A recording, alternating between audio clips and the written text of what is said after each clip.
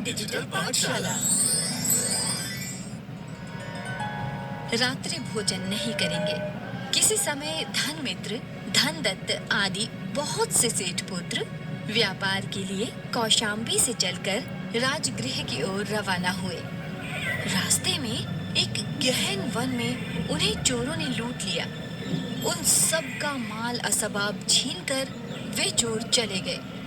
सच ही है, जिनके भाग्य में कुछ पुण्य नहीं होता वे कोई भी काम करें उन्हें नुकसान उठाना ही पड़ता है।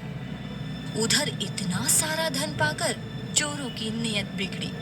सब परस्पर में ये चाहने लगे कि सारा धन मेरे ही हाथ पड़े और किसी को कुछ ना मिले। इसी लालसा से वे परस्पर में लड़ने झगड़ने लगे, एक दूसरे की जान लेने की कोशिश करने लगे। जब वे सभी रात को भोजन करने के लिए बैठे तो सागर दत्त नामक चोर भोजन खाने के लिए तैयार नहीं था। सभी चोरों ने उसे बहुत आग्रह किया, लेकिन उसने दृढ़ता से बताया, मैं रात्रि भोजन नहीं करूंगा, मुझे ऐसा नियम है। अरे तू चोर होकर ये नियम क्या क्या लगा रखा है? चला हमारे साथ बैठ जा, ज्यादा कुछ नहीं, ये फल आदि तो खा ले।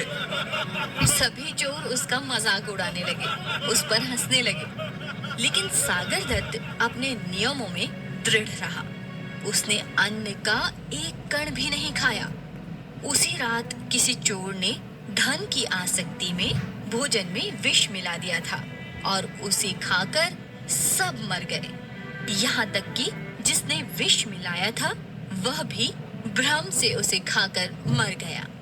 उनमें से एकमात्र सागर दत्त बच गया, क्योंकि उसे रात्रि में खाने पीने का त्याग था। धन के लोभ में फंसने से एक साथ सबको मरा देखकर सागर दत्त को बड़ा वैराग्य हुआ और उसे अपने रात्रि भोजन त्याग की महिमा आई। वह सोचने लगा, मात्र एक नियम से मेरे प्राण बच गए। यदि मैं संपूर्ण अहिंसा व्रत का पालन करूंगा तो मेरा कितना कल्याण होगा। ऐसा सोचकर उसने सब धन को वहीं छोड़ दिया और एक साधु के पास जाकर मुनि बन गए। सागर दत्त मुनि गांव-गांव जाकर उपदेश करने लगे। सभी श्रावकों को रात्रि भोजन त्याग का महत्व बताने लगे।